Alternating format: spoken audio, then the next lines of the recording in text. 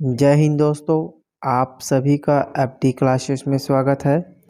आज हम 18 अप्रैल को जितने भी इम्पोर्टेंट क्वेश्चन बनेंगे उन सभी क्वेश्चन को देखेंगे। यदि आपको किसी भी क्वेश्चन में किसी भी प्रकार का डाउट हो तो कमेंट ज़रूर कर दिया करें। यदि आप हमारे वीडियो में पहली बार है तो चैनल को सब्सक्राइब, लाइक और शेयर ज़रूर करें। साथ ही बेल आइकन को प्रेस करें जिससे कि आपको नोटिफिकेशन मिलती रहे। चलिए आज का पहला प्रश्न देखिए। विश्व आवास दिवस कब मनाया जाता है? तो इनका सही आंसर होगा हर साल 16 अप्रैल को विश्व आवास दिवस मनाया जाता है। चलिए ध्यान देंगे। विश्व आवास दिवस एक विश्वव्यापी वार्षिक कार्यक्रम है जो 16 अप्रैल को होता है, जो आवाज़ की घटना के उत्सव को समर्पित है। इसका उद्देश्य सभी लोगों के दैनिक जीवन में आवाज़ के अत्यधिक महत्व को प्रदर्शित करना है।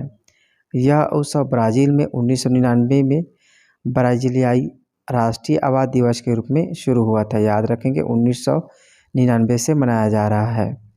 चलिए अगला प्रश्न देखिए। फेमिना मिस इंडिया 2023 का खिताब किसने जीता है? तो इनका सही आंसर होगा फेमिना मिस इंडिया 2023 का खिताब नंदनी गुप्ता ने जीत हासिल किए हैं। याद रखिए फेमिना मिस इंडिया 2023 में छत्तीसगढ़ से अदिति शर्मा 7वें स्थान पर हैं, इसे भी आपको याद रखना है। चलिए ध्यान देंगे। राजस्थान की नंदनी गुप्ता को 16 अप्रैल 2023 को 59वीं फेमिना मिस इंडिया 2023 का ताज पहनाया गया है। भव्य समारोह का आयोजन इम्फाल के खुमान लंपक स्टेडियम मणिपुर में किया गया है। दिल्ली की श्रेया पूजा पहली रनअप रही है और मणिपुर की थुन्ना ओजम स्ट्रेला लुवांग दूसरी रनअप रही है। उन्हें 2020 की मिस इंडिया विजेता कर्नाटक की सिन्नी सेट्टी ने ताज पहनाया था। चलिए अगला प्रश्न देखिए। संपीड़ित बायोगैस पर वैश्विक सम्मेलन कब से प्रारंभ किया जाएगा? तो इनका सही आंसर होगा 17 अप्रैल से संपीड़ित बायोगैस पर वैश्विक सम्मेलन आयोजित किया जाएगा। चलिए ध्यान देंगे। पेट्रोलियम और प्राकृतिक गैस मंत्रालय के अनुसार संपीड़ित बायोगैस पर 2 दिवसीय वैश्विक सम्मेलन 17 अप्रैल 2023 से नई दिल्ली में आयोजित किया जाएगा। 17 अप्रैल से 18 अप्रैल 2023 तक इसका आयोजन किया जाएगा। सम्मेलन की theme towards progressive policy framework for a robots CBG foundation growth है। याद रखेंगे इनके थीम को, इससे भी क्वेश्चन बन सकते हैं। इनका उद्देश्य संपीड़ित बायोगैस उद्योग के विकास के लिए सरकार द्वारा की गई पहलों के बारे में उद्योग को अवगत कराना है। चलिए अगला प्रश्न देखिए। दूसरी भारत पेरू संयुक्त आयोग की बैठक कहाँ आयोजित किया गया है? तो इनका सही आंसर होगा नई दिल्ली में इनका आयोजन किया गया है। याद रखेंगे भारत पेरू संयुक्त आयोग की बैठक नई दिल्ली में आयोजित की है। चलिए ध्यान देंगे। दूसरी भारत पेरू संयुक्त आयोग की बैठक 15 अप्रैल 2023 को नई दिल्ली में आयोजित की गई थी। बैठक की सह अध्यक्षता सौरभ कुमार सचिव और पेरू के विदेश कार्य उप मंत्री इग्नासिया हिंगुएरस ने की है। दोनों पक्षों ने राजनयिक संबंधों की 60वीं वर्षगांठ को चिन्हित करने के लिए समारोह के हिस्से के रूप में यात्राओं का आदान प्रदान करने और व्यापार की एक श्रृंखला और अन्य द्विपक्षीय कार्यक्रमों को आयोजित करने पर सहमति व्यक्त की है। चलिए अगला प्रश्न देखिए। हाल ही में किसे महाराष्ट्र भूषण पुरस्कार से सम्मानित किया गया है? इसका सही आंसर होगा अप्पा साहब धर्म अधिकारी को महाराष्ट्र भूषण पुरस्कार से सम्मानित किया गया है। इम्पोर्टेंट क्वेश्चन है, याद रखेंगे। चलिए ध्यान देंगे।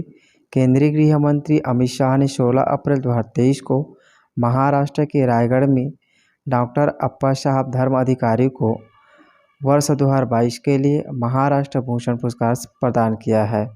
अप्पा साहब धर्म अधिकारी प्रसिद्ध समाज सुधारक है। उन्होंने सामाजिक कार्यों के दायरे का विस्तार करने के लिए नाना साहेब धर्म अधिकारी फाउंडेशन रेवडंडा की स्थापना की है। याद रखेंगे अप्पा साहब धर्म अधिकारी प्रसिद्ध समाज सुधारक हैं। उनके काम को देखते हुए वर्ष 2017 में उन्हें पद्मश्री सम्मान से भी सम्मानित किया गया है। याद रखेंगे 2017 में पद्मश्री सम्मान से भी सम्मानित किया जा चुका है। चलिए अगला प्रश्न देखिए।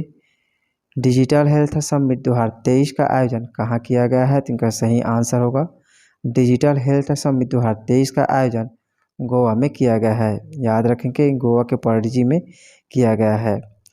भारतीय उद्योग परिसंघ 16 अप्रैल 2023 को पणजी गोवा में केंद्रीय स्वास्थ्य और परिवार कल्याण मंत्रालय के साथ डिजिटल स्वास्थ्य शिखर सम्मेलन 2023 का सह आयोजन करता है।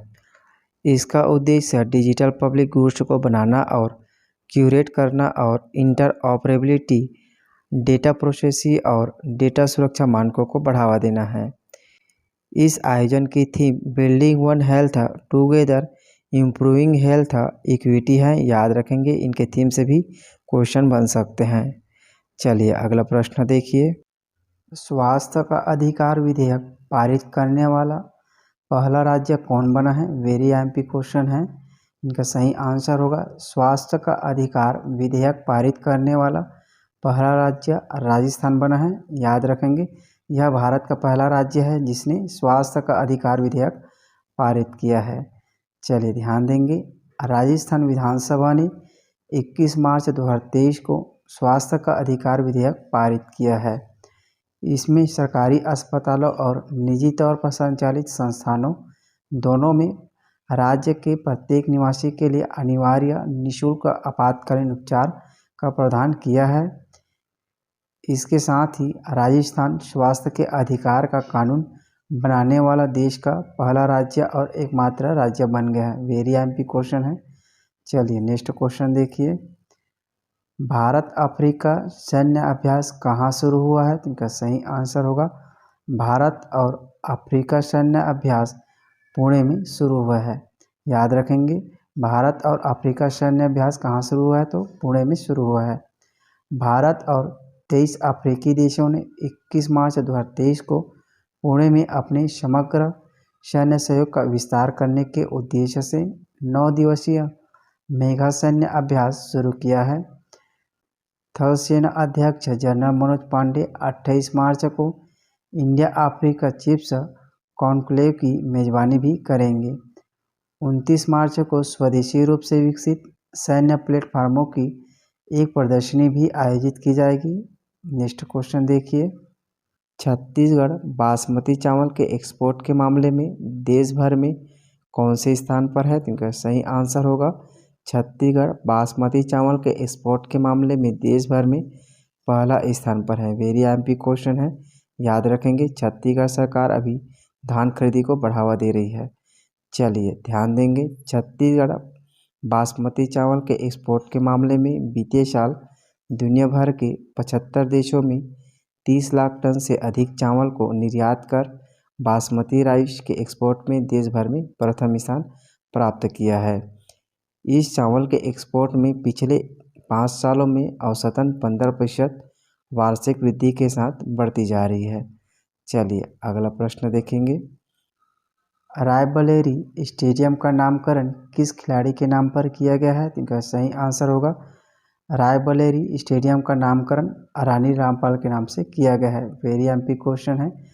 चलिए ध्यान देंगे भारतीय टीम की स्टार हॉकी खिलाड़ी रानी रामपाल रायबरेली में अपने नाम पर स्टेडियम बनाने वाली खेल की पहली महिला खिलाड़ी बन गई हैं। याद रखेंगे रानी रामपाल हॉकी खिलाड़ी है।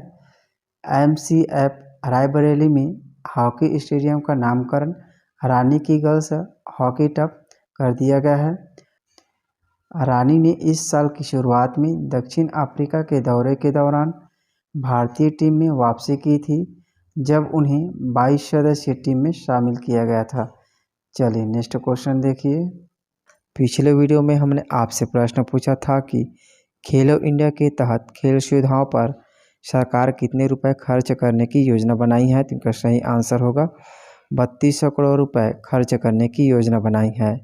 अब आपके लिए आज का प्रश्न है बैसाखी उत्सव कहाँ मनाया जाता है? तो इनका सही आंसर आप कमेंट बॉक्स में ज़रूर दीजिए। चलिए मिलते हैं अगले वीडियो में।